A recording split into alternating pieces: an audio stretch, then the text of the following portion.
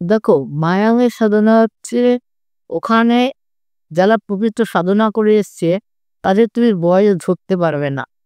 দেখা যাচ্ছে তাদের বয়স ১০০, ১৫০ বা ১৮০ বা ১৭০। তুমি দেখে মনে করবা ২২ বছর, ২৫ বছর বা ৪০ বছর। সত্যি একদম।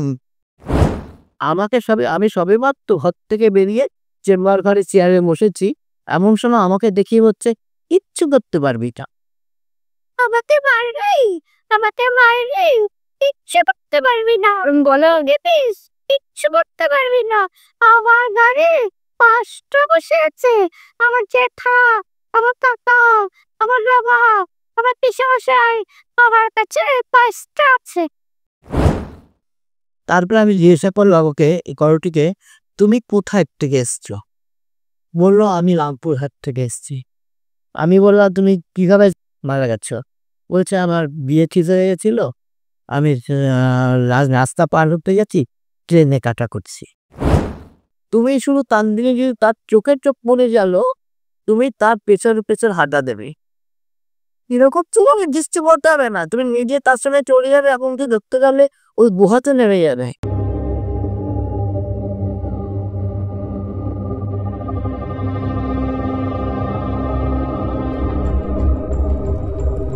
Alokik, beyond the veil of reality.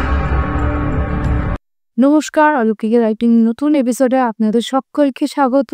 আমি দেবাঞ্জনা। তো আজকে আমাদের যে এপিসোড, সেটা নিয়ে আজকে আমাদের যে বিষয় নিয়ে আজকে আমি এসেছি, সেটা হলো খানিকটা যেখান থেকে আমাদের বলতে পারেন ইন্ডিয়ান তন্ত্র বা যেখান থেকে একদম শুরু, সেটা হচ্ছে মায়ান। এবং এই মায়াং ভিলেজ নিয়ে আজকে আমাদের একটা বিস্তর আলোচনা হবে। সব সাধনা থাকবে, তার সাথে পঞ্চমন্ডির আসন সেই বিষয় নিয়েও থাকবে। এবং আজকে আমাদের মধ্যে পেয়ে গেছি মামুনি শাস্ত্রী মাকে। তো একদম দেরি না করে সোজা পথে চল। নমস্কার মা। তো আমি নমস্কার, সবাই সকলকে শুভেচ্ছা জানিয়ে হ্যাঁ, আজকে আমাদের এপিসোড শুরু। তো আমি যেটা আপনাদেরকে ইন্ট্রোতে অলরেডি বললাম যে আমাদের আজকে যে সাবজেক্টগুলো থাকবে, মায়াং থাকবে, সাধনা থাকবে এবং ছক সাধনা, তারপরে এই যে পঞ্চমন্দির আসন, এগুলো নিয়ে আমার আজকে সাবজেক্ট আমি অত অলরেডি আপনাদের চাওয়ালাম। তো মা, প্রথম আসি যে তোমার সাধন জীবন কত বছর? আমার সাধনার জীবন হচ্ছে ৫০ বছর। আচ্ছা আমি ২২ বছর মায়ানে কাটিয়ে এসেছি। আচ্ছা মায়াং মানে ব্রহ্মপুত্র ওপার, বুড়াবুড়ি মায়াং, যেখানে আদি মানে তন্ত্রের উৎপত্তি এবং তন্ত্রের মেইন জায়গা হচ্ছে কামাখ্যা মায়াং। ফলে মায়াংয়ের সাধনা একদম চুম্বক সাধনা। সঠিক জায়গায় সঠিক কাজ করতে পারলে মায়ার কথা বলবে। আচ্ছা, ওখানকার সাধনা আর এখানকার সাধনা, এই যে বললে কথাটা, এটা কি মানে ঠিক কিরকম ডিফারেন্স? দেখো, মায়াংয়ের সাধনা হচ্ছে ওখানে যারা পবিত্র সাধনা করে এসছে তাদের তুমি বয়স ধরতে পারবে না। দেখা যাচ্ছে তাদের বয়স ১০০, ১৫০ বা ১৮০ বা ১৭০। তুমি দেখে মনে করবা ২২ বছর, ২৫ বছর বা ৪০ বছর। সত্যি একদম। এবং এরা এরা এই বছরে একটার দিনে অম্বুবাচী উপলক্ষে ওপরে আসে এবং মায়া আমাদের কামাখ্যার যে বস্ত্রগুলো যে দান মানে করে অম্বুবাচীর সময়, সেই প্রথম কাপড়টা চিলকারায় আসনের যে রাজা, মানে কামাখ্যার যে রাজা, তিনি হচ্ছে চিলকারায় তার ফ্যামিলির থেকে তার বংশধর তো নেই, যে পরস্পর একটা করে দত্তক নেয়। কারণ দেখো, ইন্টারেস্ট থাকা ভালো, অতিরিক্ত ইন্টারেস্ট ভালো না। যেমন ওনাকে বলা হয়েছিল যে তুমি কুনা খানচন্দ্রের দেখবে না। ওনার একটা ইয়ে হলো, দেখি তুই অম্বুবাচীটা যে করছে, এই রক্তটা কোথার থেকে আসছে, কোথায় যাচ্ছে, বা এই যে সারা বছর যে জলটা উঠছে মায়ের ওখান থেকে, কোথার থেকে আসছে, কোথায় যাচ্ছে, এই যে দৃষ্টি দিয়ে দেখা, তখনই মার একটা অভিসম্পাত দেয়। ওই অভিসম্পাতের জন্য কি হয়, ওনার আর সন্তানাদি হয় না। যার জন্য উনি কি করেন, বংশ পরস্পরায় ওই দত্তক নিয়ে নিয়ে এভাবে চলছে। ফলে ওই যে প্রথম বস্ত্রটা, ওই বস্ত্রটা উনিই দেন, ওনার কাছ থেকেই আসে। তারপরে আসে হচ্ছে আমাদের মায়াং থেকে, বুড়াবুড়ি মায়াং। মায়াংয়ে ওখানে আমাদের মতো সাধিকারা ওখান থেকে উঠে আসে, এসে ওখানে বস্ত্র চাপায়। তারপরে কি করে, তারপরে যায় হচ্ছে আমাদের যত জ্যোতিষতাত্ত্বিক আছে তারা ওই 1/2 মিটার 1 মিটার কাপড় দিচ্ছে, উপরে রাখে। কিন্তু মেইন যে 3টে শাড়ি, 3টে, একটা মায়া, একটা ওই আশ্রমের কমিটির থেকে, আর একটা হচ্ছে চিল্লাজা ওনার বাড়িতে। এই 3টে শাড়ি মেইল হচ্ছে আসবে। আচ্ছা। এই যে মায়াঙের সাধনা, আহ, এখানকার সাধনার থেকে ঠিক কতটা ডিফারেন্স? অনেক অনেক বহু তফাৎ। কারণ আমি মানে ওখানকার কি আরো ভয়ঙ্কর? আরো ভয়ঙ্কর, কি আরো ভয়ঙ্কর, কিরকম ভয়ঙ্কর জানো? ওখানে যদি একবার যে সাধনা করে এসছে তার কাছে এখানে কোনো সাধনা পায় না, অনেক তফাৎ। কারণ ওখানে যেমন বশীকরণ, যেমন মারণ, যেমন উচ্চাটন, যেমন নির্দেশন, যেমন বিশেষ করে বশীকরণ, তোমাকে বশীকরণ করতে হবে না। তুমি শুধু তান দিনে যদি তার চোখের চোখ পড়ে গেল, তুমি তার পেছন হাঁটা দেবে। এরকম তোমাকে দৃষ্টি পড়তে হবে না, তুমি নিজে তার সঙ্গে চলে যাবে, এবং তুই দেখতে গেলে ওই গুহাতে নেমে যাবে। মারাত্মক জিনিস ওখানে। এখন থেকে এখন সব মুক্ত হয়ে গেছে, এখনো আছে, নেই তা না, তারা তো প্রকাশ্যে আসে না। আসে না গো। আর এই কামাখ্যা তন্ত্রটাই বিদ্যা। আর এই বিদ্যা একবার রপ্ত করতে পারলে একদম চুম্বকের মতো কাজ দেখাবে। এবং বলতে নেই, আমি আজকে 50 বছর ধরে এই লাইনে আমি কাজ করে যাচ্ছি, এবং আমি বেশিরভাগই বাইরে থাকি। বাইরে বলতে আসাম, তোমার বেনারস, রাজারাপ্পা, তারপরে তোমার দিল্লি, বোম্বে, গুয়াহাটি, তোমার ওই কি বলবো, আমাদের লোকাল সাইন্টিয়া, কলকাতা, সব জায়গায় আমার মোটামুটি চেম্বার ছিল। কিন্তু আমি একটু বেশি ভালোবাসি কি জানো তো, যেমন বেনারসটা। আমি বেনারসে যেমন নৌকা নিয়ে কি করি, সবীন্দ্রনাথ ঘাট, রাজা হরিশ্চন্দ্র ঘাট চলছে, আর আমার নৌকাও চলছে, এলিয়ে সন্ধ্যা আরতিও হচ্ছে। মাঝ গঙ্গায় গঙ্গার উপর দিয়ে আমার নৌকা চলবে, আর আমার যজ্ঞ চলবে। এইখানে যদি মহামৃত্যুঞ্জয় করা যায় না, একেবারে চুম্বক, তোমাকে আমি কথা দিচ্ছি। আর মহামৃত্যুঞ্জয় কি জানো তো, রোগ ব্যাধি নাশ, আয়ুর্জি, এবং মৃত্যু মুখে বর্ধিত হইবি। ডাক্তার বলছে বাঁচবে না, আমি সেই ক্ষেত্রেও তোমাকে বলবো, যদি ঠিকভাবে ওখান থেকে যদি কাজ করে ওই কবচটা যদি গলায় ধারণ করা যায়, একদম চুম্বকের মতো কাজ দেখাবে। হয়তো সারা জীবন বেঁচে থাকবে না, সন্তান 10-20 বছর তাকে চোখ বন্ধ করে থাকতে পারবে, যদি ঠিক মতো দ্রব্য আর ঠিক মতন মন্ত্র। আচ্ছা, এই নৌকার মধ্যেই ভুলতে হয়? নৌকার মধ্যে আমি কি করি, দুটো নৌকা চেন দিয়ে বেঁধে মাঝখানে আমি হোমকুণ্ডলিটা রাখি, মাঝখানে হোমকুণ্ডলিটা রেখে, এবং আমার ভক্ত শিষ্য যারা যায় তারাও সব সাইড করে বসে, এবার বহমান বাংলার উপর দিয়ে চলছে, আর আমার যজ্ঞও চলছে। এরকম হবে হোম, খুব এবারে তারিখ দাঁড়িয়ে তোমাকে একটা ছোট্ট একটা গল্প বলি। গল্পটা এটা আমার প্র্যাকটিক্যাল। আমার কাছে এক ভদ্রমহিলা এসছেন, তেনার বৌমাকে নিয়ে খুব অশান্তি, পারিবারিক প্রচণ্ড অশান্তি। এবার উনি এসে আমাদের বলছে, মা গো, এমন কিছু করে দাও মা, বৌমার যন্ত্রণায় আমার অষ্টাগত প্রাণ। আমি না হঠাৎ ওনার মুখের দিয়ে কপাল থেকে পা অব্দি তাকে ফট করে বললাম কি, যে আপনি বৌমা জেমে এসছেন, আমার তো মনে হচ্ছে আগামী 3 মাস সময় নিলাম, আপনি থাকবেন কিনা সন্দেহ আছে। আমারটা নন্দে বেরিয়ে যাচ্ছে, যেই বেরিয়ে যাচ্ছে উনি সব কথাবার্তা বলে বাড়ি গেছে। ওনার স্বামীকে এই কথা বলেছে, ঠিক 3 মাস পরে করবে ভদ্রমহিলা আতঙ্কা কাটাটা করে মারা গেছে। এইবার ভদ্রমহিলা মারা যাওয়ার পরে ভদ্রলোককে খেতে, বসতে, শুতে ভীষণভাবে ডিস্টার্ব করছে। আর ভদ্রমহিলাকে অত্যন্ত মাংস মাছ খেতে ভালোবাসতো, জানি না। এইবার ভদ্রলোক শুয়ে আছে, রাত্রিবেলা ঘুমোচ্ছে, ভদ্রমহিলা এসে ওনাকে অত্যাচার করছে। খেতে বসছে, উনি মাছ নিয়ে বসছে, উনি টেবিলের মধ্যে উঠে আগেই মাছটা খেয়ে নিচ্ছে, মাংসটা খেয়ে নিচ্ছে। ভদ্রলোক আর পাচ্ছে না। তখন ভদ্রলোক হট করে ওনার মনে করলো যে মামুনির কাছে তো গিয়েছিল আমার ওয়াইফ, তাহলে তারা এখন ভাগ্নের বউকে ডাকি। এই বলে ভাগ্নের বউকে ডেকেছে। ভাগ্নের বউকে হচ্ছে, আমাকে একটু মামুনির কাছে নিয়ে চাও না, তাহলে একটুখানি যাই, দেখ তোর মামি করছে। তখন নিয়ে এসছে আমার কাছে, আশা করে আমি কথা বললাম। বললো, কাকু যা লাগে খরচ, যা খরচ লাগে, যা জিনিস লাগে তোমাকে আমি সব দেবো মা, তুমি আমাকে বাঁচাও মা, আমাকে ভীষণ কষ্ট দিচ্ছে। তখন আমি তাহলে চলেন, মানে ওনার ওয়াইফ আর কি? ওনার ওয়াইফ। এবার আমরা চলেন তাহলে আমি বেনারসে যাই, এই বলে তখন আমরা বেনারসে গেলাম। তুমি বিশ্বাস করে না, বেনারসে তো এমনি নিরামিষ, ওখানে আমিষ পাওয়া যায় না। এটা আমার হোটেলের যে মিছেলটাকে বললাম কি, বাবা তুমি যেভাবে পারো আমাকে কলা পাতার মধ্যে 2 পিস মাংস, 2 পিস মাছ আর সবজি সবজি দিয়ে ভাতটা দিয়ে আপনি সাজিয়ে দেন, যা নেওয়া দেওয়া। এইবার ও ঠিক তাই করেছে।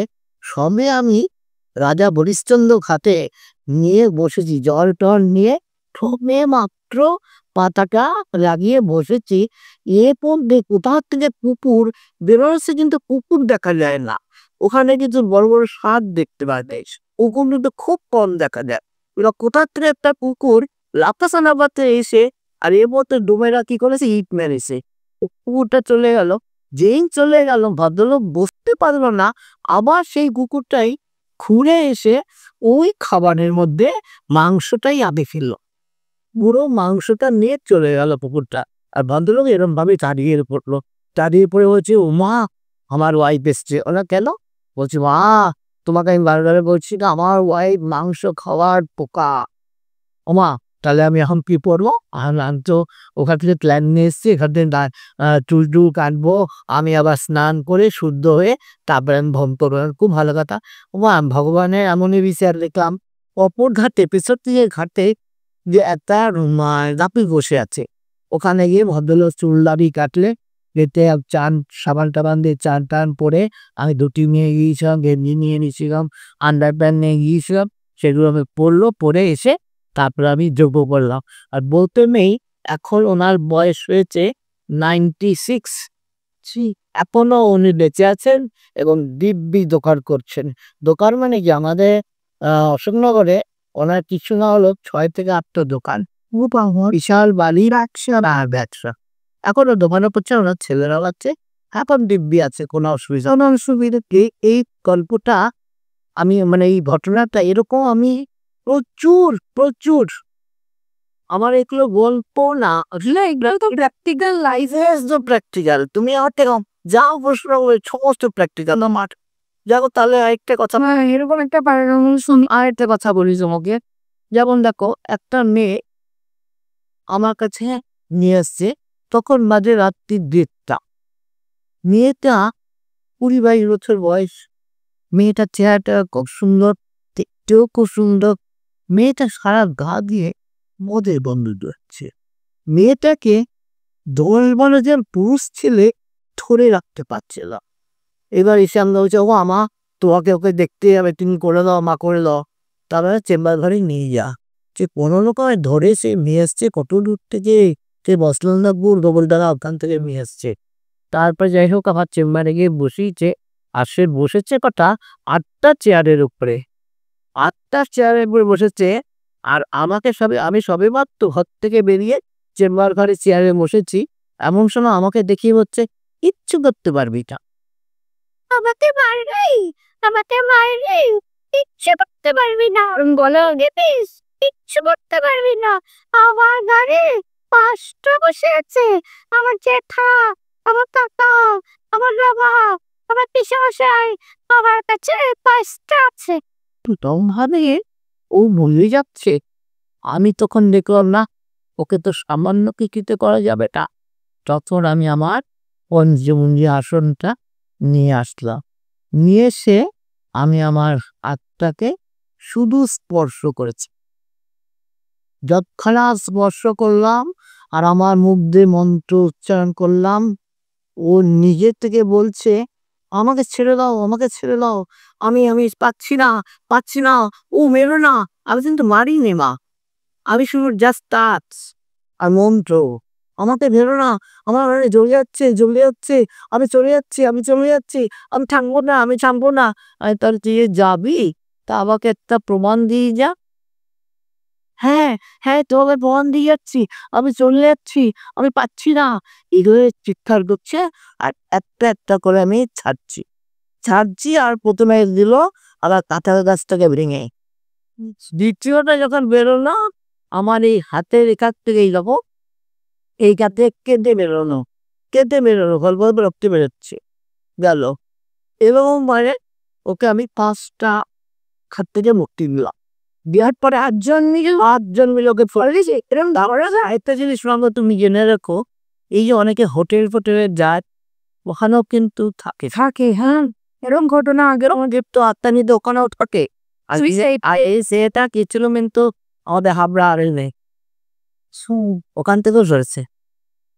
আর ওই শীতকাল কিরকম ড্রেসটা যা পড়া কিংবা অবাক হয়ে যাবে, মুখে বলতে পারছি না তোমাকে। ওই ঠান্ডা পৌষ মাস, আর সেই ঠান্ডার সময় যদি ছোট্ট একটা গেঞ্জের ছোট্ট একটা হট প্যান্ট পরে, তাহলে চিন্তা করে যাবো অত সুন্দর মেয়েটা দেখতে। যাই হোক, তারপরে ওকে সব ছাড়িয়ে যাওয়ার পরে ও 8টা চেয়ার থেকে নেড়ে ধারাস করে নিচে বসে বলছে কি, আমি একটু ভাবটুকুই জানো। হ্যাঁ নিশ্চয়ই যাবে, আমার না খুব খিদে পেয়েছে গো, আর একটু খেতে নেবে। তো ওর মা বলছে, ওমা তুই কি করলে, আমরা তো নাশা হয়ে যাচ্ছি, সারাটা দিন পাড়া বোট সব পাগল হয়ে যাচ্ছে এই মেয়েকে নিয়ে। তারপর যাই হোক গেল, আমি কাট্টিবালি একটা বললাম। আরেকটা তোমাকে বলি, আমাদের নৈহাটি রাস্তা দিয়ে আসছি, ওখানে একটা ছেলে, লোকে বলে না চোখে দেখবি আমি আমার মরে যাওয়ার পরে তোর প্রতিশোধ নেব। হ্যাঁ বলল, একটা ভাববা যে মরে যাওয়ার পরে প্রতিশোধটা কি জিনিস। তখন কি করে ছেলেটা নাকি পরে জানতে পারলাম, ওর মুখ দিয়ে বেরোলো ও ওর বন্ধুকে মেরেছে মানে কি প্রাণে মেরে, মানে খুন করেছে একদম। এবছর অবস্থায় হঠাৎ ও বানতে এসছে, বাহির আসার পরে ওই বন্ধুটা এসে ওকে ধরে। আর ধরার করে কি করেছে এটা কেউ জানতো না যে ও খুন করেছে। বাড়ির নিশ্চয়ই জানতো, কেন বলছিস না। এইবার কি করেছে, ধরার পরে ও আস্তে আস্তে মাথাটা আওয়াজ করে মাথাটা পুরো পায়ের পাকায় ঢুকে যাচ্ছে। মা বাবা বোন টেনে খুলতে পারছে না, সবাইকে ডাকছে, রাস্তায় বেরিয়ে গেছে, রাস্তায় দাঁড়িয়ে গিয়ে বলছি বাঁচাও। তখন কি করবে, সব লরি রাত্রে লরি ছাড়া কি পাবে, লরি খালাসি লরি ড্রাইভার সব নেমে যাচ্ছে, নেমে গিয়ে তারা পর্যন্ত টানাটানি করছে। তখন ওর বাবা রাস্তায় দাঁড়িয়ে বলছে, আমাকে ফোন করছে, বলছে মা একটু আসবেন মা, আমার ছেলের খুব বিপদ। আমি বললাম এত রাস্তায় আমি কি করে যাবো, না আমি যদি বাইকে আপনাকে নিয়ে আসি, আমার ওইটা বাদ দিয়ে আমি সব যেতে পারি। আমি সত্যি কথা বলি, তবে আমি ছোটবেলার থেকে বাইকটাকে খুব ভয় পাই, হয় 2 চাকাটা আমি খুব ভয় আমার। যাই হোক, তারপরে কি করলাম, বললাম যে তাহলে এক কাজ করেন, আপনি আপনার বাবাজার আছে, বলে না বাবাজারও নেই। আর আপনি ফোনটাকে, তুলসী পাতা আছে, বলে হ্যাঁ আছে। আর যে জলের মধ্যে মিশিয়ে তুলসীর জল ছিটা দেন, আর ফোনটাকে সারা বডিতে বোলান। লোকে বলে ফোনে কাজ হয় না, তুমি বিশ্বাস করবে না, আমার প্র্যাকটিক্যাল সব করা। আমি নিউ আলিপুরদুয়ার, কুচবিহার বা সৌদি আরব, কানাডা, আমি ফোনে কাজ করি, আমি ফোনে ঝাড়ি। আমি ফোনে কিন্তু এই যে শনিবার রেগুলারতে আমরা একসাথে যে ইত্যাদ বাড়ানোর জন্য যা কাজ করা, আমি কিন্তু সব ফোনে করি। কিন্তু বিশ্বাস করবে না, ফোনে তুরন্ত কাজ, যে কোনো বিজনেস তুরন্ত কাজ আমি দেখাবো, যে কোনো সমস্যা। তা যাই হোক, তারপরে কি করবো, আমি ওকে বললাম যে এর ফোনটা সারা বডিতে বোলাতে ছেলেটি হাত পা ছেড়ে ছেলেটি ঘুমিয়ে পড়লো। আর লোকে ডাকবেন না খেতে, আপনি ওই এরকমও কালকে আমার কাছে নিয়ে আসবেন।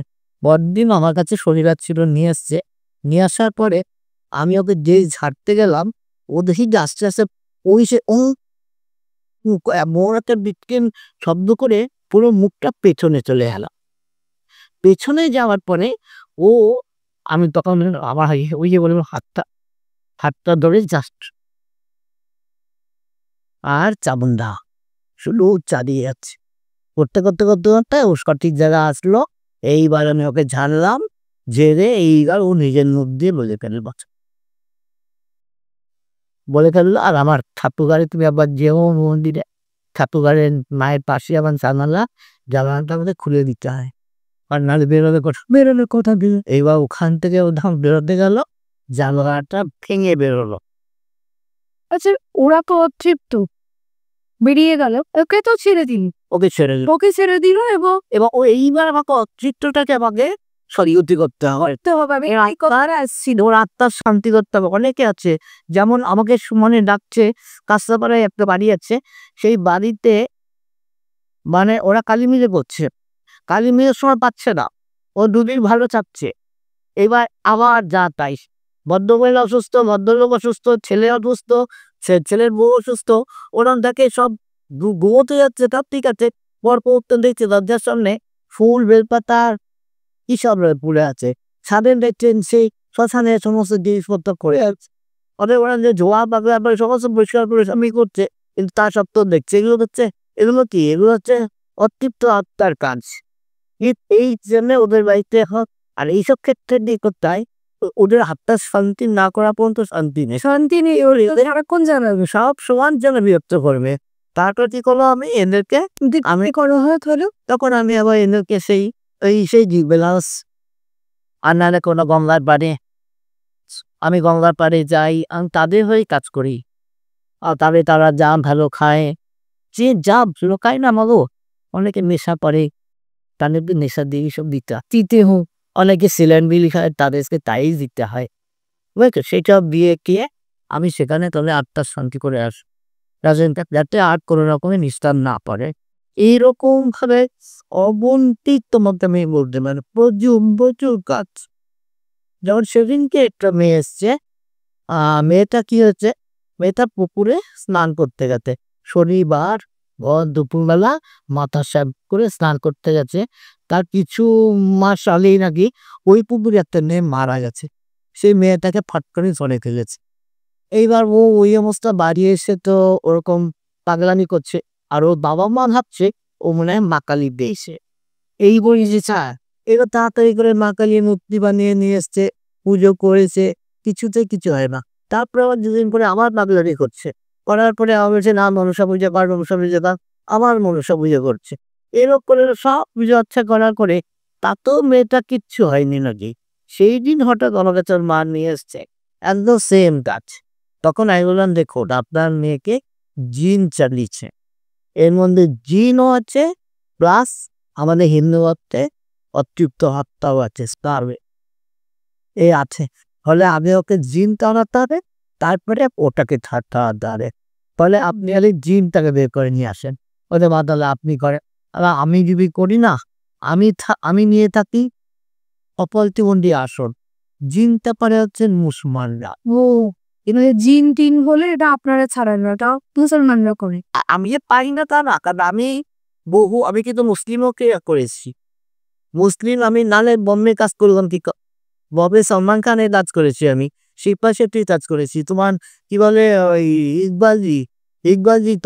ইকবালজিকে আমি সমস্ত মুসলিম আমি বলেই এসেছিলাম যে 3 মাস সময় নিলাম, 3 মাসের মধ্যে আপনার স্টুডিওতে আগুন লেগে যাবে, আর আমি দেখছি ওনার মঙ্গল ডিস্টার এবং ওনার 3টে মাঙ্গলিক, আর মাঙ্গলিক খা দিলে কি হয়, মঙ্গলটা প্রচণ্ড ড্যামেজ হয় আর ক্ষতি, এতে করে ঋণ হয়ে যায়, আগুন, রক্তপাত, পুলিশি যানজট, মিথ্যে বদলাও, মিথ্যে কলঙ্ক, খাই কেশা, মঙ্গলে যা যা করা, আমি ওনার মধ্যে ওনার মুখের বিজ্ঞান ফ্যাসিলিট করি, আমি নামের উপরে বলিস, আমি সংখ্যাতত্ত্বের উপরে বলিস, বুঝেছো, আমি শুধু হরোস্কোপ দেখি না, ডেট অফ বার্থ দেখি না, আমি কিন্তু যাদের ডেট অফ বার্থ নেই তাদের কি করে বলবো, তাদেরকে আমি ওইভাবে বলবো, প্রেসক্রিপ্ট করবো, সংখ্যাতত্ত্বের উপর বলবো, কারো কিছু হারিয়ে যাচ্ছে, কারো কিছু পাচ্ছে না, এ তো মৃত্যু আছেই, এই ওর জেঠিমাস করাটা পাচ্ছি না, ও কাকিমার মোবাইলটা কোথা হারিয়ে গেছে, এ তো আছেই সমানে, তো এইগুলোকে আমি কি করবো, তখন হরানি দিই, চটপট উত্তর দেবো হরানি দিয়ে, আর হরানিটা খুব পথ লাগে, খুব নাচ করে, তাহলে মেজাজটা তবে দেহটাকে ঠিক করতে পারলাম, ঠিক করে দিলাম। যেমন নিশ্চিন্ত দেখো একটা মুসলমান ভদ্রলোক এসছে আমার কাছে শিখতে, মা আমাকে কিছু একটু শেখান, আর খুব ভালো কথা, কিন্তু ও শিখতে এসছে, ও ঠিক জিনকে সঙ্গে নিয়ে এসছে, জিনকে সঙ্গে নিয়ে এসছে, ওর সঙ্গে আরেকটা ছেলে ছিল, সে আবার আমাকে চেমে জানে, সে বলছে কি তুমি তোমার জিনকে কিন্তু এখান থেকে পাঠিয়ে দাও, তুমি কিন্তু মারওয়ারিতে জিনকে ঢুকাবে না, মারওয়ারিতে কে আছে জানো, তোমার জিনের থেকেও বেশি, মানে আমার কাছে কন্টিনিউয়াস শুরু হয়েছে তো, আর আমার পঞ্চমন্ডি আসনে আমার বাড়িতে যদি কেউ খারাপ উদ্দেশ্যে যায়, সে আর ঢুকতে পারবে না গেট দিয়ে, গেটের বাইরে কাছে থাকতে হবে, বুঝতে পারছি। তা সেই সব কারণের জন্য ও কি করেছে, পটাকছে আমার বাড়িতে এনে আমার ইয়েতে চেম্বারের ছাদে তুলে দিয়েছে। টিনের ছাদ, কি টাকা দিতে তখন আমি ছাদটা ঢালাই করতে পারিনি বা ছাদ দিতে পারিনি, টিন দিয়ে দিয়েছিল। এবার আমি না উৎসবের ওখানে বসে আছে, আমি দেখছি টিনের উপরে মনে হচ্ছে গিয়ে বিশ্বযুদ্ধ বেঁধে গেছে। আমরা ব্যাপারটা আরে সত্যি কথা বলো, তুমি কি নিয়ে এসছো? তুমি নিশ্চয় উপরে জিভ চালিয়েছ, আমার পাশে উঠে গেছে। আমার যে স্কাল আছে ও হচ্ছে তারাপীঠে রেলে কাটা আর পঞ্চমন্ডি আসন সবসময় জানবে রেলে কাটা, সুইসাইড করা, বিষ খাওয়া, এইগুলো বেশি কাজ করে। এগুলো দেখবে প্রচুর কাজ করেছি আমি। মানে আমি বললাম তো আমার 50 বছরের স্বাধীনতার জীবনে আমি প্রচুর পড়েছি। আচ্ছা, পঞ্চমুণ্ডি মানে কাকার মানে মুন্ড ধরতে পঞ্চতে এক অর্থে পঞ্চমুণ্ডি কিন্তু 5টা মাথাও রাখা যায়, সেগুলো কি ব্রাহ্মণ সমস্ত জাতি ভেদে রাখা যায়। বুঝছো? আরেকে আবার অনেকে করে পশু পাখি রাখে। হ্যাঁ, আমি এটা পশু পাখিরও রাখে। ফলে পঞ্চমুণ্ডিকে যেমন তোমার 5টা মাথা কিন্তু 5টা করে থেকে এইখানে বাক্সের মতন ওর মধ্যে থাকে। ফলে আমার কাছে যেটা আছে সেটা হচ্ছে পুরো মাঠ। আচ্ছা, পুরোটাই স্কান একদম একদম। আর আমাদের লাইনে ছিল অবর্তান্ত্রিক, ওনার খুব ইচ্ছে ছিল, ওনার নাম বোমনাথ, জেও রেখেছে। ওনার গুরুদেব ছিলেন রামনাথ অঘরী। আর আমি যা ছোটবেলার থেকে খুব স্বামী সঙ্গ করতে ভালোবাসতাম। আমার খুব নেশাটা অনেকে আছে না, পয়সার নেশা বা সাজাগুজা। একদম ছোটবেলা থেকেই এটাই ছিল। একদম, আমি বিশেষ করে আমি ছোটবেলার থেকে আমি যে মা আমাকে খালি দেখা দিতে, ওখানে পুজো দে, সেখানে পুজো দে, ওখানে পুজো দে। আমি শুধু কাঁদতাম, মা আমাকে এক জায়গায় দেখালাও, এক জায়গায় দেখালাও, আমি যাতে তোমাকে নিয়ে থাকতে পারি। আজ বনগা, কাল কলকাতা, কাল সোদপুর, পরশুদিন বারাসাত, আর দিন রাস্তাঘাট চিনি না। তারা আমার নেওয়া পছন্দ করতেন না, আমি এখানে ওখানে চলে যাই। কিন্তু তখন কি করতাম, বাবার কাছে বকা খেতাম। কিন্তু আমি ঠিক পাগল হয়ে যেতাম, কালী পুজো আসলে পাগল হয়ে যেতাম। তখন কি করতাম, ঠিক ও ফল প্রসাদ মিষ্টি ইষ্টি সাজিয়ে আর মাই আমাদের নিয়ে যেতেন। আমি বিশ্বাস করো, আমি চিনতাম না রাস্তাঘাট, ঠিক মা যেতেন, আমি সেখানে বসে করে আবার তাদের ঘরে ঢুকতাম না, আবার ওই প্রসাদই আমাকে দিতেন। আমি ওই প্রসাদ নিয়ে ওনাদের আপনারা তুলে নেন, ওনারা তুলে নিতে বাকিটা আমাকে দিতে, নিয়ে বাড়ি এসে স্নান করে মাল লুচি তরকারি রান্না করে রাখতো, ওই চেয়ে শুয়ে পড়তাম।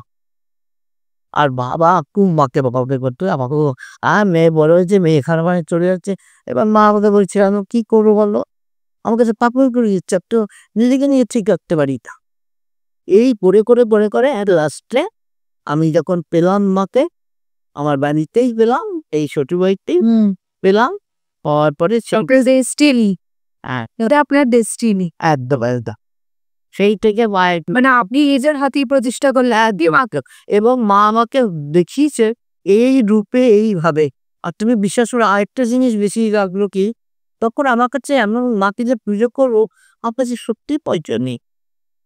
তোমার পয়সা নেই হলে কি হবে, কিন্তু জানি না মায়ের কি ইচ্ছা, ঢাকে ঢোলে এত সুন্দরভাবে পুজোটা হয়েছে। আমরা ব্রাহ্মণ, আরেও আমি দুনিয়া পুরাণ শিখতো, আমার নিজেতে তো ছাত্রছাত্রী হয়ে যাচ্ছে। আমি নামে আছে এই বাড়িতে, এই বাড়ি আমি এটা আপনাদের ডকুমেন্টটাই। একটা, আমি টাইটেলও নেই, আমি কিছুতেই নেই, শুধু যেহেতু ছেলে বিয়ে ছাড়া করেনি এখনো পর্যন্ত, তাই আমাদের গুরুদেব একটা কথাই বলেছেন, দেখো পাপটা তুমি করেছো, পাপটা ও করেনি। ফলে ওকে বিয়ে ছাড়া করে সংসার গুছিয়ে দাও, আর যেদিন আমি ওকে বিয়ে কার্ড দিতে পারবো হয়তো আমাকে আর পাবে, আমি আবার চলে যাবো আমার ছেলে। মানে আপনার সাধনার জীবনী। আচ্ছা, মানে ওই ঘটনাটা থেকে আমরা পঞ্চমুণ্ডির আসনে ঢুকে গেলাম। ওই যে যে দুটো ছেলে তোমার বাড়িতে ঢুকেছিল, তারপর ওদের ওভার কি হলো? ব্যাপারটা হচ্ছে, দেখো আমাদের হিন্দু মতে তন্ত্র একরকম, মুসলিম মতে তন্ত্র বিদ্যা আরেক রকম। আমাদের হিন্দু মধ্যে তন্ত্র যেমন সময় লাগে একটু, কিন্তু সেটা দীর্ঘস্থায়ী হয়। কিন্তু মুসলিম মতে কিরকম, ওরা 40 দিনের মধ্যে কাজ দেখাবে, কিন্তু সেটা কিন্তু স্থায়ী হয় না, ওটা আবার টুকটাক করে কেটেও যায়। ফলে কি হচ্ছে, ওরা জিন পরি নিয়ে কাজ করে, এবং এই জিনটা যখন উপরে রেখেছে এবং অটোমেটিক্যালি আমার এই যে বললাম না পাঁচমুখী আসন রয়েছে, আমার উনি পাঁচুগুলা কি করেছে, ও আমার অন্য লোক ঢুকেছে, ও রেগে কি ও ধপাত করে ও ছাদের মধ্যে চলে গেছে, যে এবার দুজনের মিলে বিশাল যুদ্ধ চলছে। যুদ্ধ চলতে যে তখন যে হসপিটাল নিয়ে গেছে যেটা, সে তাড়াতাড়ি করে বেরিয়ে, আমি তো ওকে বললাম দেখো রক্তারক্তি হয়ে যাবে, ও বুঝতে পেরে ওর সঙ্গে দেখছে এসে সে ইশারা দিয়ে বলছে তোমার বাইরে যখন গেছে নিয়ে যাওয়ার উদ্দেশ্যটা কি ছিল এরকম? ওরা মনে করে কি ওদের ওর মুসলিমরা মনে করে আমাদের হিন্দুদের থেকে ওদের টিয়াটা মানে বেশি ভারী, কিন্তু ওরা এটা জানে না আমাদের হিন্দু মধ্যে কাজ, আমি এখনো বলবো হিন্দু মধ্যে কাজ হতে যেমন একটু টাইম লাগে, তেমন ছাত্র বহুত টাইম, সমস্যা কিন্তু নষ্ট হয় না। যেমন দেখো দাম্পত্য কলহ, এটা মুসলিম মতে কি দিয়ে কর, যেমন দেখো ব্যবসায় মুসলিমদের কি পড়, ঠিক আছে, আমাদের যেমন যেমন দেখো তোমার কেস খামারি, ওরা কিভাবে করবে, বলে আমাদের জিনিসগুলো তো পরপর আমাদের কি করব, মঙ্গল গ্রহ, কেস খামারি, রক্তপাত, পুলিশি ঝঞ্ঝাট, হাই প্রেশার, অমাঙ্গলিক, এই নানান রকম থাকে। ফলে আমরা সেই দিয়ে হিন্দু মধ্যে তার দিয়ে আমরা তাকে একদম কুমখানো কাজটা দেখাতে পারবো, কিন্তু ওরা কিভাবে করবে। তখন ও কি করলো, তাড়াতাড়ি করে বেরিয়ে এসে ও লাঠি রাগাগুলো কি হয়, একটা লাঠি আছে দেখলাম, ওই লাঠি রাগা ওকে ভাঙিয়ে নিয়ে চলে গেল। বাইরে যাওয়ার পরে সেই ছেলেটি নাম বলবো না, সে ওকে উদ্দম গালিগালাজ করলো, যে তোমাকে বলেছি তা যে তোমার হচ্ছে নমনী শাস্তি, তুই বারবার বলছি বাইরের থেকে লেখতে যাও, আর তুমি গিয়ে কি করলে, ও বাড়িতে দিয়ে পুড়িয়ে দিয়ে সাথে, এবার বোঝো মজাটা।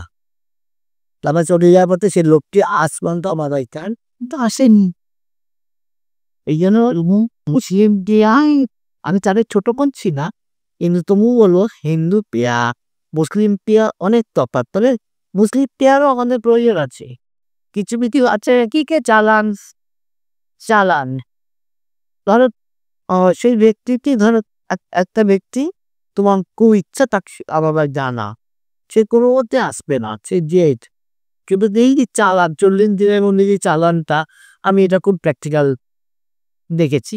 কেন দেখেছি, এই যে ওরা যে চালানে যে পোড়ায় জিনিসটা, নুন সর্ষে গলমরিচুনা পেরে এই যে পোড়ানো, এই চালানটা করলে কি হয়, 40 দিন পোড়াবে, তার আগেই কিন্তু সে তোমাকে ফোন করবে বা যোগাযোগ করবে বা তোমার কাছে চলে আসবে।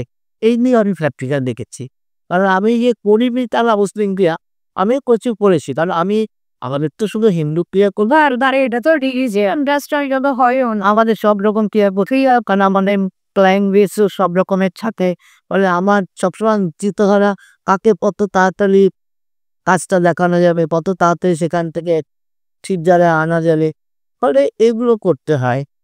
সেই জন্য আমি বেশিরভাগ একটা হিন্দুটাই করি, তবুও যেন মধ্য যেমন তামাক খায়, তামাক খাওয়া অবগতির সময় আমাদের সব থেকে ভালো লাগে, যেমন সবাই আসে, এই বৌদ্ধতান্ত্রিক একজন আছে লামাস,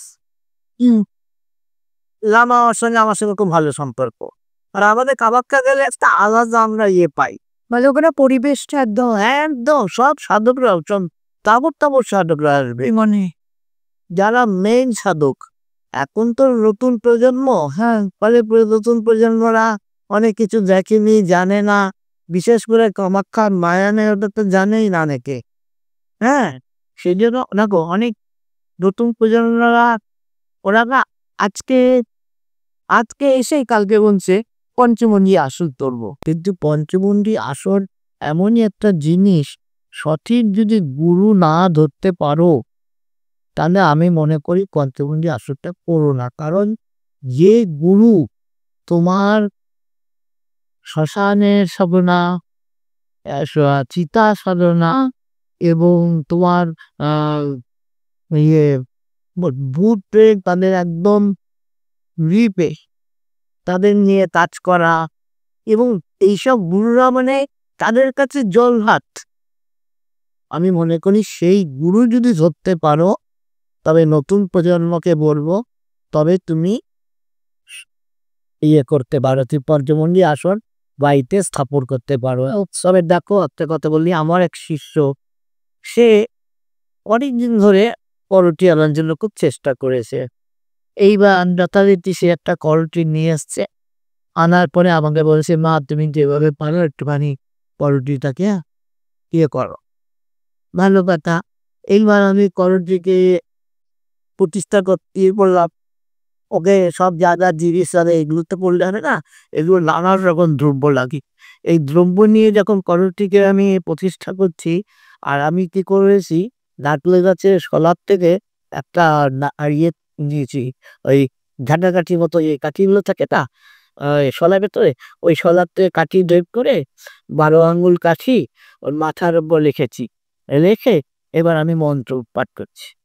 মন্ত্রের মাধ্যমে পুরো করটি দিয়ে এই কাশিতে এই রেল সার্কেল উপর ঘুরছে। তোমরা হয়তো অবাক হয়ে যাবে যে কি করে কাশিটা ঘুরছে।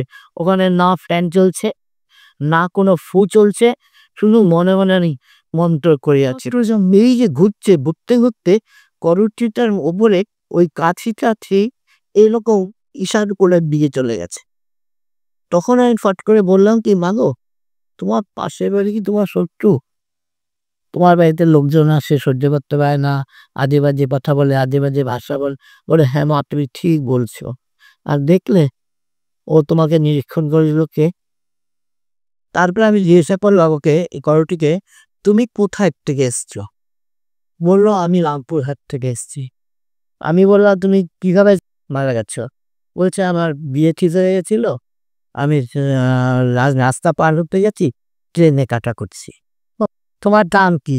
বলছে পাঁচি বাউরি। একদম স্পষ্ট ভাষায়।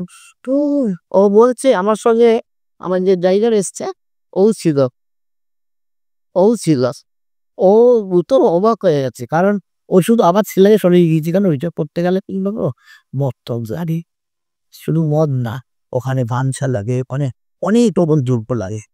বিশাল দ্রব্য টব্য দিয়ে ওই গামছার মধ্যে একটা বড় পোটলা করে আমি ওকে বলে এলাম যে এইটা এই ঘরে থাকবে, যদি ঠিক মতো রাখতে পারো তোমাদের ডিস্টার্ব করবে না, আর যদি কোনো রকম অনাচার করো তাহলে কিন্তু তোমাদেরকে ছেড়ে নেবে না। কিন্তু ও ভাবলো, আমার শিষ্য ভাবলো, যাক মা তো করে দিয়ে গেছে, এবার এটা আমি কাজে লাগাই। সঠিক কাজ না শিখতে পারলে কি করে হবে?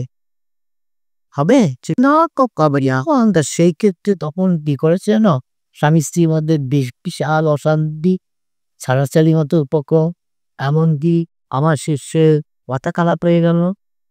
এখন বর্তমানে এমন অবস্থা, সে নিজে ভারসাম্য হয়ে গেছে। এই রে, তাহলে যাদেরগুলো রেখে তাহলে কি লাভটা হবে? সেই জন্য আমি সব নতুন প্রজন্মকে বলি যে তোমরা চট করে পঞ্চমুণ্ডী আসন রেখো না। পঞ্চমুণ্ডী আসন যেমন ভালো তেমন তার চতুর্মূল খারাপ। যদি ঠিক মতো গুরু ধরতে পারো, ঠিক মতো গুরুর সান্নিধ্যে যেতে পারো, তোমরা তারা নিশ্চয়ই পারবে। তোমরা সেইভাবেই দেখে শুনে কাজ করো।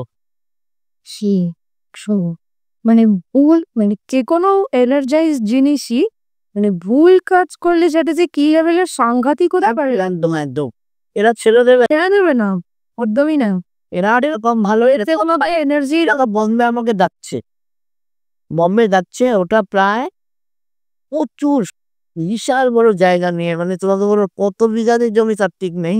যেটা আমাদের বলছে আপনাকে হোটেল দেবো, আপনাকে ফ্লাইটে নিয়ে যাব, আপনি কত কোটি টাকা চার্জ বলেছে। হ্যাঁ খালি কাজ করেন, শুধু আমাদের বড় দিতে হবে কোথায় মালটা আছি। ভাই আমি আমি বাটি চালান, আমি হাত চালান, আমি নকল লড়বট, আয়না লড়বট, আমি একটা টাইমে কি না করেছি। এখন ভারী হয়ে গেছি তো বাবু, এখন বাড়ি চালান নিতে গেলে বাতি চাললে আমি তো পড়ি। এবার আমার একটা দোষ কি, আমি কিন্তু শনি মঙ্গলবার হলে তার ঢাক ঢোল বাজতে আমার ঠিক থাকি না, আমাকে কিন্তু ফেরিয়ে দেয়। ফেলে দেবে শুধু না, আমার মুখ দিয়ে কিন্তু নানান রকম ভাষা বেরোতে থাকবে। ওই জন্য যে কোনো প্রয়োজন চাই না আমি ঠান্ডর বাদলে সেখানে থাকি না, আমি ঠিক করব। আর নাহলে আমার শিষ্যদেরকে কেন ওদের সঙ্গে রাখি, বঙ্গাজার রাখি। ওই দোকানে কোনো গায়েন দিলে তাহলে আমি ঠিক হয়ে যাবো। আর বঙ্গাজার না খেলানো পর্যন্ত আমাকে ঠিক করা যাবে না। আচ্ছা আচ্ছা, সেই কারণের জন্য আমার সবসময় আমার সঙ্গে কেউ না কেউ থাকে। কেউ না কেউ খাকি। এই যে অম্বুবাচী থেকে যাচ্ছি আমি মার কাছে 15 তারিখে যাবো। 15 তারিখে যাবো ওখানে ও তোমার কাঁচা শ্মশান হচ্ছে গগলাস।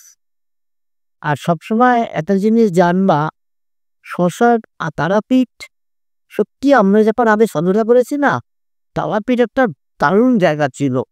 কিন্তু এখন তারাপীঠ আর নেই, সেই সেই ভাইব্রেশন নেই তারাপীঠে। এই বুঝছো, এই এখন মনে হচ্ছে তার থেকে কঙ্কালি তলা ভালো, তার থেকে ভালো তোমার সাইডে একটা কাঁচা শ্মশান আছে, সেটা আরো ভালো। আমি এই যে আসামে যাচ্ছি, এই যে ভূতনাথ শ্মশান, ভূতনাথ শ্মশানে তুমি 10-20 মিনিট বসো, তুমি ওখানে ভাইব্রেশন পাবা।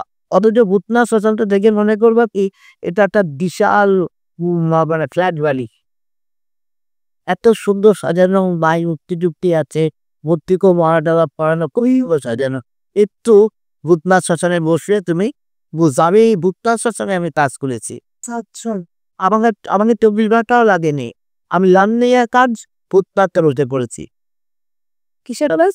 লামনি একটা পার্টিটার লামনি আছে বাড়ি, তার ভূতনাথে বসে পড়ে যা ভূতনাথ একটা কি জানো তো, ওখানে সেই যাত্রা বা নন্দনে আসছিলাম, ওরা না সাদা পায়জামা পাঞ্জাবি পরে, একদম ধবধবা বনিটা নিয়ে এসছে, এসে ওই প্রায় 200 থেকে জঙ্গল কাঠ দিয়ে তার উপরে বডিটাকে শুয়ে দিল ওই জুটি টুটি গড়ানো অবস্থানে, তারপরে এক টিম জি উড় করে দিল।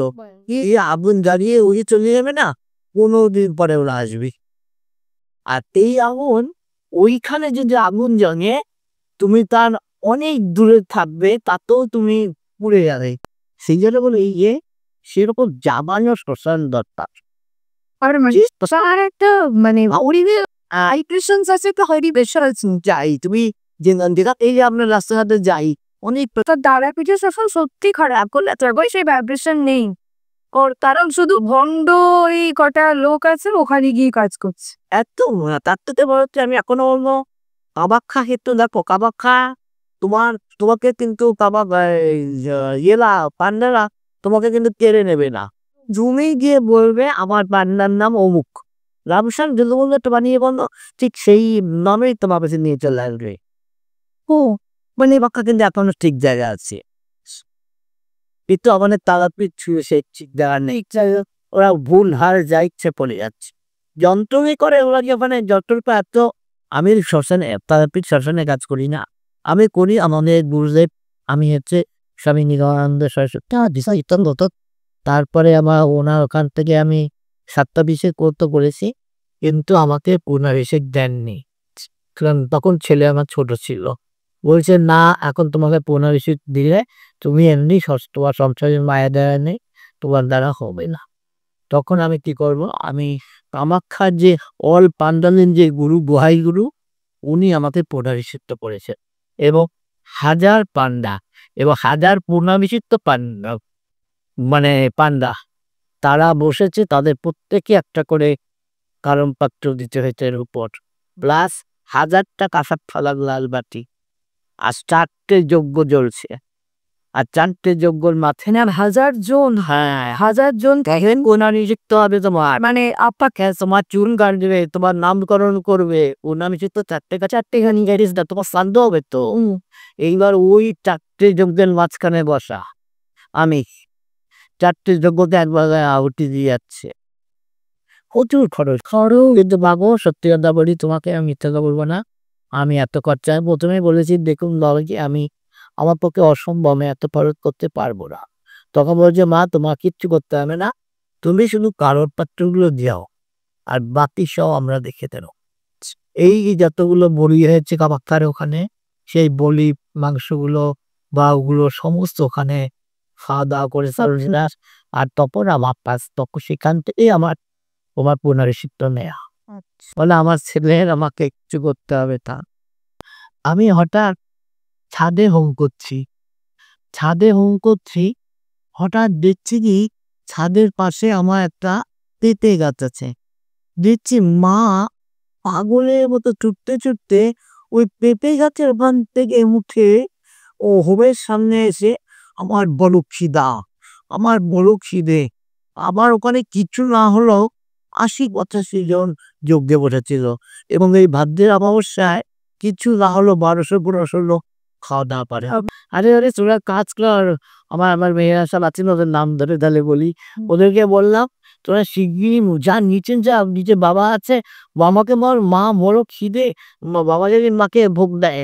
এবার মাকে সব ভোগ সালে তো তুই বিশেষ করে গায়ে কাকা দিয়ে হচ্ছে পুরো ভোগের মধ্যে হাতে এইভাবে যে নিচে পুরো এইরকম মানে এই জায়গার উপরে খাওয়ানোর উপর পুরো এরকম। মানে এগুলো সবাই এক্সপিরিয়েন্স করে না বেশ আমার যখন এইসব ভক্তদের সামনে বলে ফেললাম যে দেখো তোমরা সবাই শোনো, আমি তো মাকে পুজো করতাম, দেখো আজকের থেকে মা তারা মা চলে এসছে, ফলে আগামী দিন থেকেই ভাদ্রের অমাবস্যা না আমি আর তারাপীঠে যাব না, আমার বাড়িতেই ভাদ্রের অমাবস্যা না তারাবাড়িতে হবে। সেই থেকে আমার বাড়িতে তামামাতি জল ভরে গেল। তাহলে আমি করতাম কালই আসবো বলা। আমি কি করি ওই যে তারামার যে বস্ত্র, আমি সবাইকে বলি কি যে ওই বস্ত্রগুলো সবাই দেয়, আমি আমার বস্ত্র রাখি না। আরে কি করবো এত শাড়ি দিয়ে, হ্যাঁ আমি আর সব দান করি। আমার বলতেন তোমাদের আশীর্বাদে আমার ভক্ত শিষ্যরা ওড়নাটা পর্যন্ত মানে কিনতে হয় না। সেখানে আমি ওই যে ৪০-৫০টা করে যে মার শাড়ি পরে প্লাস যৌগে কিছু না হলেও ১০-১২টা শাড়ি পরে, ওটাকে আমি পুড়িয়ে দিই। আর ওই ৪০-৪৫টা শাড়ি আমার তাদের ফেরত দিই। ওই বস্ত্র যদি তোমার যেখানে টাকা পয়সা রাখো সেখানে যদি আলমারিতে রাখতে পারো বস্ত্র, ১ বছরের মধ্যে রেজাল্ট পাবে। কারণ তারা মা হচ্ছে অর্থের দেবী, বৃহস্পতির গুরু মা হচ্ছে তারা। ঠিক আছে, ওই বস্ত্র রাখবে, তাহলে তোমরা বুঝতে পারবে যে ওই বস্ত্রে কি বলি। আমার পাড়ায় একটা ভদ্রমহিলা, উনি কলম দিয়ে নাচছিলেন। উনি আমাকে বলছে দেখো তোমার বাড়িতে আমি তো উল্টো আমার শাড়ি দেবো একটা, আমার তো কেনা খাওয়াটা নেই, ঘরে যেটা আছে দেবো ওখান দেন, কোনো অসুবিধা নেই। মার কাছে দেবা, মা সবারটাই বোর করবে। ঠিক তাই ওনাকে দেওয়ার করে নাকি উনি পুরো দেনা শোধ হয়ে গেছে, অনেক বাড়ি বিক্রি করার তো উপকরণ ছিল। তো যাক মা তারা যে আশীর্বাদ করেছেন আমি সেটাই খুব আসলে ভগবান বা ঈশ্বর আসেন আপনাদের মাধ্যমেই আমাদের কাছে, যে মানে অ্যাজ আ মিডিয়াম হিসেবে, যে এই যে আপনারা যে অনেস্টলি যে কাজগুলো করছেন আমরা যেন সেগুলো রিসিভ করতে পারি তাই। ভালোভাবে। সৌদি আরবের ভদ্রমহিলা আমার শিষ্য, পরে দীক্ষা নিলে ওরা হচ্ছে পদ্মা। আচ্ছা ঠিক আছে, আমার তো দীক্ষা নিয়েছে, ভালো কথা। ওনার হাজবেন্ড ওই সৌদি আরবে নিয়ে আসে। আচ্ছা ওনার হাজবেন্ডের হঠাৎ এমন অবস্থা হয়েছে, সৌদি আরবের তো অবস্থা খুব খারাপ ছিল না মাঝে, তখন আমি বললাম আপনি তুমি আর কাজ করো, চাকরি টাকরি ছেড়ে দিয়ে পারলে এই মুহূর্তে অবস্থা গুছিয়ে যাচ্ছে চলে এসো, নাহলে পরে চাকরি তো থাকবেই না, টাকা পয়সা আসতে পারো না, সব ফেলে দিয়ে আসতে হবে। আমার কথা শুনে সব উপরে চলে এসছে। আমাদের কোন মধ্যম নামক ফ্ল্যাট কিনেছে দুখানা, আবার তোমার নবদ্বীপ বাড়ি আছে নিজস্ব, আবার বোম্বেতেও ফ্ল্যাট কিনেছে। ভালো ব্যাপার, তার ছেলেটাও আমার কাছে সব ওদের হরস্কোপ দেখে ওদের পাথর টাথর যা দেওয়া বা চাপ ফরমিয়ে আমি করেছি, ছেলেটা খুব ভালো চাকরি পেয়েছে। এখন ছেলেটা কিছু না হলো ১.৫ লাখ টাকার উপরে স্যালারি পায়, ভালো ও বম্বে আছে। তো যথারীতি সৌদি আরবে চলে এসছে, আসার পরে আমাদের কলকাতা ছিল মধ্যগ্রামে, হঠাৎ ওর হাজবেন্ডে খুব অসুস্থ, এমন অসুস্থ হলো যে ওকে অ্যাপেলোতে ভর্তি করানো হলো। আচ্ছা, এবার অ্যাপেলোতে ভর্তি করানোর পরে, আর তোমরা তো জানো অ্যাপেলো মানে বিশাল খরচ ব্যাপার, তখন আদ্যবর্তী ডাক্তার বলছেন দেখুন ৮০০ করা যায় না। তখন আমাকে চাওয়া কাঁদে, মা আমি কিচ্ছু জানি না, তুমি আমাকে এত বছর বাঁচিয়ে রাখছো এবং তোমার আশীর্বাদে জামাই কাজকর্ম ঠিক করছে, সব ঠিক আছে, এখন জামাই জানি সুস্থ করে আমি নিয়ে যেতে পারি, আর নিশ্চয় হবে বাবু তারাও। তখন আমি জামাই হয়ে নবগ্রহ করলাম। আর আমাদের তোমরাও নতুন প্রজন্মদেরও বলি, তোমরাও জেনে রাখো, যখন দেখবা ভূষ রুগী তাকে বাঁচানোর দরকার, অথচ তাদের বাঁচানো যাচ্ছে না। শুধু মহামৃত্যুঞ্জয় করলে হবে না, সেক্ষেত্রে কিন্তু নবগ্রহ করতে হবে। আর নবগ্রহ মানে 9টা গ্রহ, 9টা গ্রহকে তোমার পরপর সাজাতে হবে। তাহলে কতটা জায়গা লাগবে? রবি, সোম, মঙ্গল, বুধ, বৃহস্পতি, শুক্র, শনি, রাহু, কেতু। তাহলে 9টা গ্রহ। তাহলে এক একটা গ্রহতে যদি তুমি 10 কেজি করে কাঠ দাও তাহলে 90 কেজি, কিন্তু 10 কেজি কাঠ হবে না, আরো বেশি লাগবে। 9টা গ্রহতে 9 রকম খাবার, 9টা গ্রহতে 9 রকম ফুল, 9টা গ্রহতে 9 রকম কালার, এবং 9 রকম ওই আমাদের যে তন্ত্রের মেইন হচ্ছে যন্ত্রণ ঠিক না হলে তন্ত্র কথা বলবে না। একদম ঠিক। আমাদের আবির গুলো না ওইসব কারণের জন্য আমি, বুঝেছ? ফলে ওই যে 9টা গ্রহ, তখন আমি কোথাও জায়গা পাচ্ছি না, কোথায় করব? তারপর একটা বিশাল বড় মাঠ পেলাম, সেই মাঠটাকে ভাড়া নিলাম, লোক দিয়ে পরিষ্কার করালাম, করিয়ে 9টা গ্রহকে। তবে একটা জিনিস জানবে, আবার এটা শুনে তোমরা সবাই করতে চেষ্টা করো না। এইটা কিন্তু যে সাধক করেছে, যে সাধক করেনি নতুন করছে তারা কিন্তু পারবে না। কারণ এটা একভাবে কিন্তু 9টা গ্রহকে আহুতি দিতে হবে, আর 9 জন পুরোহিতকে বসাতে হবে, কারণ আগুনটাকে কন্ট্রোলে রাখতে হবে, আগুন যেন নিভে না যায়। আর এই ক্ষেত্রে কি করতে হবে? একভাবে আহুতি দিতে দিতে যে সাধক বা সাধিকা করবে তার গলাতে রক্ত উঠবে, এবং রক্ত উঠলে কিন্তু সঙ্গে সঙ্গে তাকে কি করতে হবে তাও তোমাদের সামনে বলে দিচ্ছি, কাঁচা দুধ খাওয়াবে। মগ ভরে ভরে কাঁচা দুধ খাওয়াবে, তাহলে যদি তাকে সেই সাধক বা সাধিকাতে বাঁচাতে পারবে, নচেত কিছু বাঁচানো যাবে না। সেই জন্য নতুন প্রজন্মকে বলছি, তোমরা হয়তো আমার এই মেয়ের মাধ্যমে তোমরা সবাই জানতে পারবে, এবং তোমরা চেষ্টা করলে এখানে কাজ করার জন্য ভক্তদের। কিন্তু তবু বলবো, প্র্যাকটিক্যাল না থাকলে কিন্তু করতে চেষ্টা করবে না, কারণ এগুলো আমার আজকে দীর্ঘ 50 বছরের অভিজ্ঞতা। আমি প্রচুর প্রচুর কাজ করেছি। তবুও বলবো, তোমরা যদি যে কোনো সমস্যা তোমরা কাজ করো ভালো, যদি কোনো সময় কোনো দরকার হয় আমার সাথে কনসাল্ট করতে পারো। আর আমি তোমাদের পাশে আছি, ছিলাম, আছি, থাকবো, কোনো চিন্তা নেই। আমাকে চেনো না বলে যে লজ্জা পাবে তার কোনো মানে নেই। এই যে আমার মেয়ে আছে, মেয়ের মাধ্যমে যোগাযোগ করতে পারো, তুমি নিশ্চয়ই পারবে, সব কাজ করতে পারবে। তবে ওইতে নবম গ্রহ করে আমি ওই জাঙ্গাইকে নবম গ্রহ কবচ করিয়ে দিলাম। তুমি বিশ্বাস করবে না, জানি না, মার আশীর্বাদ, একদম ফুল সুস্থ হয়ে ও আসার পরে বম্বে চলে যাচ্ছে, এখন দিব্যি এক্সট্রা। আচ্ছা, এখন সৌদি আরবে সব বাসি গুটিয়ে নিয়ে এসছে।